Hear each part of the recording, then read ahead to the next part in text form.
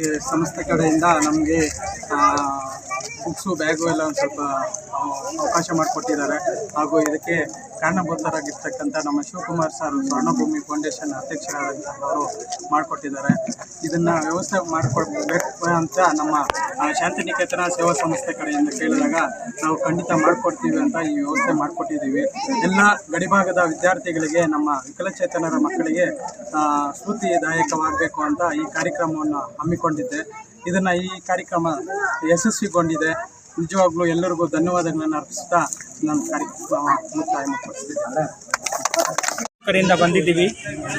Last ವರ್ಷ ನಾನು ಬೆಂಗಳೂರು ಕಡೆಯಿಂದ ಬಂದು ಇಲ್ಲಿ ಕೋಲಾರ ಡಿಸ್ಟ್ರಿಕ್ಟ್ ಮತ್ತು ಹೊಸಕೋಟೆ ಡಿಸ್ಟ್ರಿಕ್ಕಲ್ಲಿ ಟೋಟಲ್ 8000 ಬ್ಯಾಗ್ಸ್ ಡಿಸ್ಟ್ರಿಬ್ಯೂಟ್ ಮಾಡಿದ್ದೀವಿ ಚಿಕ್ಕಮಗಳೂರಿಗೆ. ಈ ವರ್ಷ ನಾನು ಅದೇ ರೀತಿ ಪ್ರಕಾರ ನಾನು ಅವೇರ್ನೆಸ್ ಕ್ರಿಯೇಟ್ ಮಾಡೋದಕ್ಕೆ ಸ್ಟಾರ್ಟ್ ಮಾಡಿದ್ದೀವಿ. ಇವತ್ತು ನಾನು 150 ಬ್ಯಾಗ್ಸ್ ಡಿಸ್ಟ್ರಿಬ್ಯೂಟ್ ಮಾಡ್ತಾಯಿದ್ದೀವಿ ದಿವ್ಯಾಂಗ ಸ್ಟೂಡೆಂಟ್ಸಿಗೆ. ಇದೇ ರೀತಿ ಸೆಕೆಂಡ್ ಫೇಜಲ್ಲಿ ನಾನು 27th ಜುಲೈಗೆ ದಾವಣಗೆರೆ ಡಿಸ್ಟ್ರಿಕ್ಕಲ್ಲಿ 2000 ಬ್ಯಾಗ್ಸ್ ಡಿಸ್ಟ್ರಿಬ್ಯೂಟ್ ಮಾಡ್ತಾಯಿದ್ದೀವಿ. ಅದು ಸ್ಟೂಡೆಂಟ್ಸ್ಗೆ ನಾವು ಡಿಸ್ಟ್ರಿಬ್ಯೂಟ್ ಮಾಡ್ತೀವಿ. ತಿರ್ಗಾ ಇದೇ ರೀತಿ ನಮ್ಮದು ಸಂಸ್ಥೆಯದು ಮೇನ್ ಉದ್ದೇಶ ಇದೆ ಅವೇರ್ನೆಸ್ ಕ್ರಿಯೇಟ್ ಮಾಡೋದಕ್ಕೆ. ನಾನೀಗ ಪೂರ್ತಿ ಅವೇರ್ನೆಸ್ ಕ್ರಿಯೇಟ್ ಮಾಡ್ತೀವಿ. ನಮ್ಮದು ಕರ್ಮಭೂಮಿ ಇದು ಅಕ್ಕಪಕ್ಕ ಯಾವುದು ಸ್ಟೇಟ್ ಇದು ಡಿಸ್ಟ್ರಿಕ್ ಇರಲಿ, ಅದನ್ನು ನಮ್ಮದು ಸ್ನೇಹಿತರೆ, ಅದು ಎಲ್ಲರದು ಉಜ್ವಲ ಭವಿಷ್ಯಕ್ಕೋಸ್ಕರ ನಾನು ಇದು ಅವೇರ್ನೆಸ್ ಪ್ರೋಗ್ರಾಮ್ ಕ್ರಿಯೇಟ್ ಮಾಡ್ತಾ ಇರೋದು. ಎಲ್ಲ ಜಿಲ್ಲೆಗಳಲ್ಲೂ ಮಾಡ್ತೀರ? ಹೌದು, ನಂದು ಪ್ರಯೋಜನ ಇದೆ ಪೂರ್ತಿ ಕರ್ನಾಟಕದಲ್ಲಿ ಅವೇರ್ನೆಸ್ ಪ್ರೋಗ್ರಾಮ್ ಕ್ರಿಯೇಟ್ ಮಾಡೋದಕ್ಕೆ. ನಾನು ಬರೀ ಅವೇರ್ನೆಸ್ ಪ್ರೋಗ್ರಾಮ್ ಅಲ್ಲ, ನಾನೀಗ ಮೆಡಿಕಲ್ ಕ್ಯಾಂಪ್ನು ಹಾಕ್ತಾ ಇದ್ದೀವಿ, ನಾನು ಬ್ಲಡ್ ಡೊನೇಷನ್ ಕ್ಯಾಂಪ್ನು ಹಾಕ್ತಾ ಇದ್ದೀವಿ.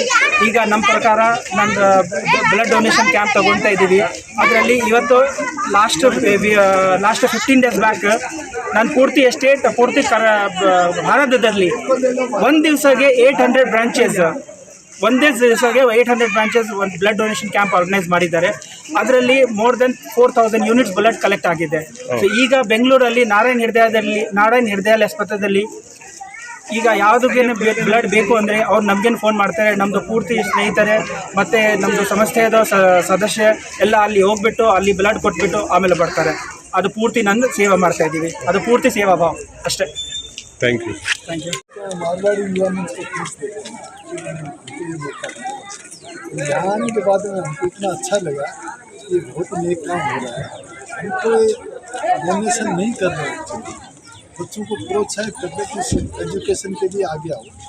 और हमारी उनको कभी भी जरूरत पड़ेगी कोई भी चीज़ के लिए तो हमारी तैयार, कभी भी मेडिकल कैंप के लिए किसी के लिए हमसे बात करें. हमारी मारवाड़ी युवा मंच तैयार. आपका अध्यक्ष सर इधर में वो अवर मेन उद्देश्य पढ़ेगा इंडिया तो बढ़ेगा इंडिया. एक्चुअली हमारा ये सबको एजुकेशन मिलना और पढ़ेगा इंडिया बढ़ेगा. शिक्षा सबके लिए आगे बढ़े, शिक्षा हर एक को मिले, एजुकेशन आज के डेट में एजुकेशन लेके अपना भविष्य बनाए. बस यही हम लोगों का उद्देश्य है. बच्चे कोई भी हो, वो हमको कोई नहीं है, सब बच्चे हैं, हमारे बच्चे जैसे हैं. इन बच्चों से हम यही चाहते हैं कि आगे बढ़े. तो आगे बढ़ने के लिए जितनी भी हमसे सहायता होगी हम करेंगे. भारत का भविष्य यही लोग. हाँ, हमारा मारवाड़ी युवा मंच हमेशा तैयार है और करता आ रहा है, करता रहेगा.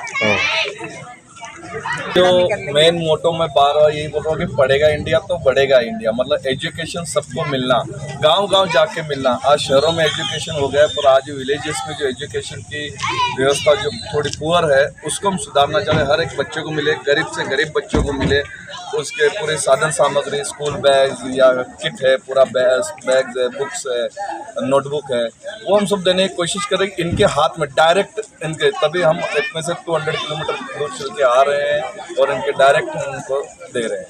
हमारा उद्देश्य ये बस कि इनके डायरेक्ट मिले. और आगे कोई भी सुविधा चाहिए, जैसे हमारा आगे प्रोविज़न है कि शू, इनके हम जहाँ भी हम बच्चे देख रहे हैं जहाँ शू नहीं है या स्लीपर्स नहीं है, तो आगे हमारा उद्देश्य है शू या स्लीपर्स इनको प्रोवाइड किया जाए.